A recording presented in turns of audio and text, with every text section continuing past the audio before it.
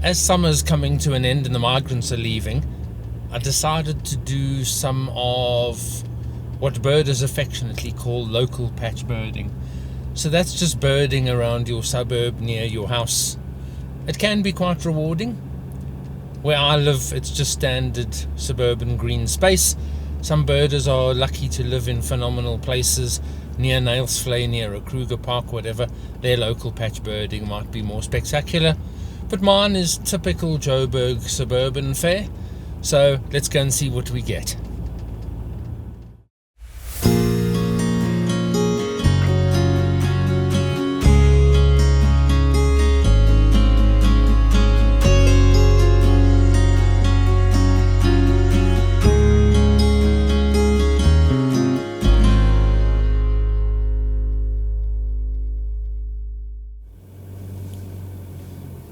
This Ruimsig stadium area is very interesting because you've got an expansive grassland, you've got a lovely municipal dam and an abandoned quarry, so it offers some interesting habitat opportunities. So let's stop and see what the area has to offer this morning.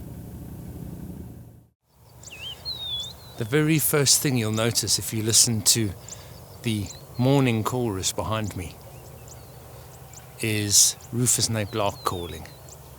There's a couple of them, and even a small patch of grass like this in a suburb, there's a good chance they'll move in. You can also hear Zitting's testicular calling overhead. So this is a very nice patch of grassland to check out, get some interesting things here, and more specifically, this abandoned quarry we're going to look at now has offered up some interesting species in cinnamon-breasted bunting, Horus swift, and I have even once heard a Cape eagle owl calling in the suburb, which may well be nesting or roosting in this abandoned quarry. The habitat's good for them, but let's check out what we've got at this quarry.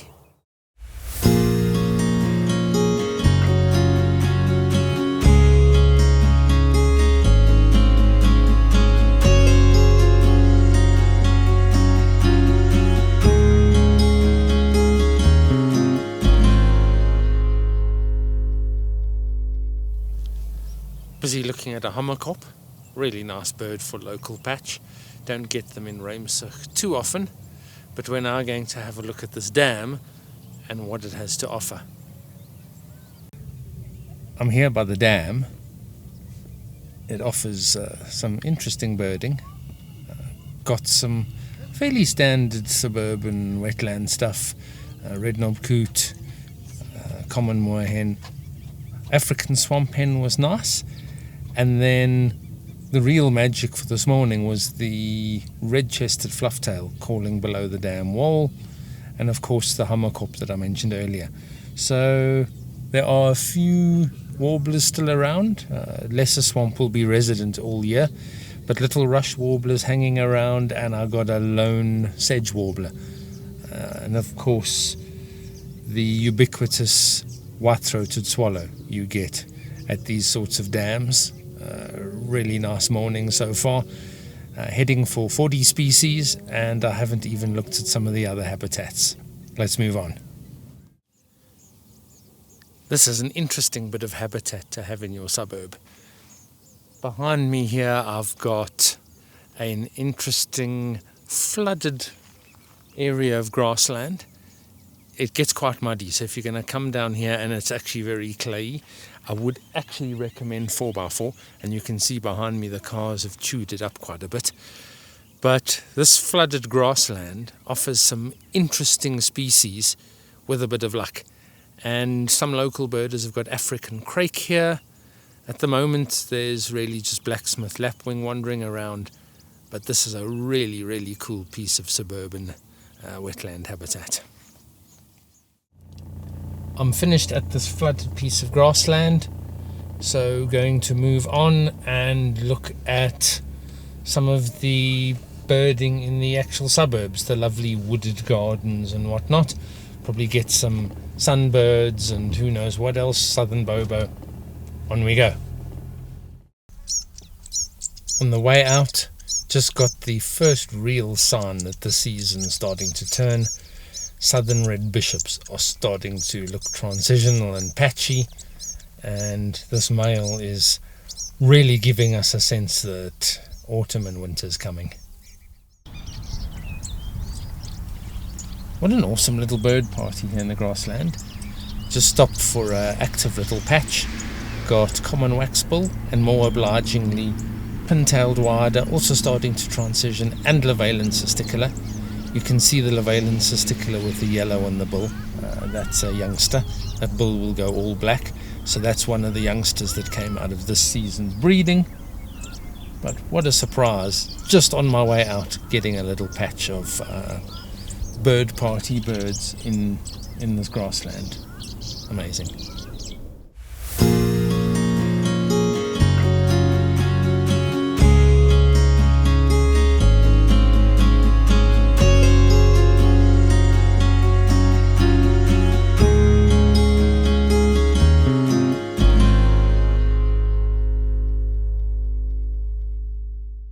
I'm fortunate to live quite close to Walter Sisulu Botanical Gardens, but I'm not going to go in there this morning. I feel that would cheat the local patch count. If I went into Walter Sisulu, I'd do a separate venue list for a morning there. But what Walter Sisulu does do is the surrounding suburbs, which are incredibly wooded and leafy, gives you a great opportunity to get some nice birds just driving around the suburbs, looking for stuff on garden walls and trees near the road, and even listening to stuff calling. So I'm going to have a bash at adding some nice woodland birds to my local patch list for the morning.